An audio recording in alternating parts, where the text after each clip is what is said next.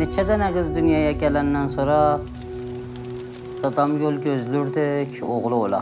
Amma mənlə qız oldu. Dadamla təsmim tutdu, məni o yerlərə apara ki, fəqət oğlanlar gedə bilərdi.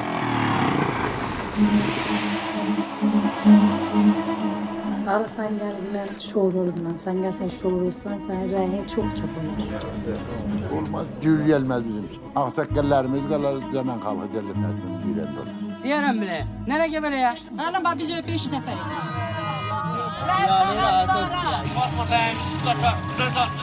Hocar mənə zəng vurdu. Məhbub səhra şour şey.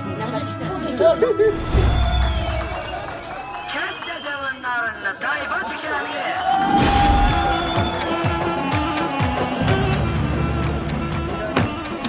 Sanki bizim köyde bir ata babadan vardı. Hayatın senatın yarısın buraya kadar getiriyor onu kontrol eder. این شما خودتون رو در این حد ببینید که میخواید دکتر بشید، میخواید معلم بشید، میخواید مهندس بشید. حاضرین همتون دیگه؟ Hamımız zirəngiz. Hamımız başarabiliriz. Hamının elinden gelir. Mesela bu bağla,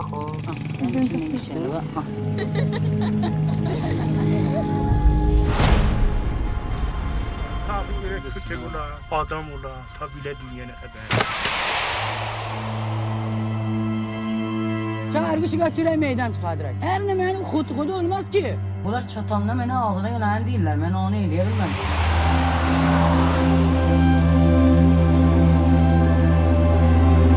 Digərən namə gəlib sənə dadgahdan.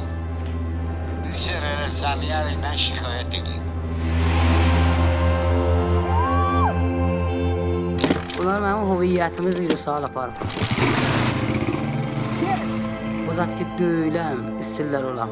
Ola istirlər, mənə təğyir verirlər. Mən səni məhrəlam. Ya. Vallahi.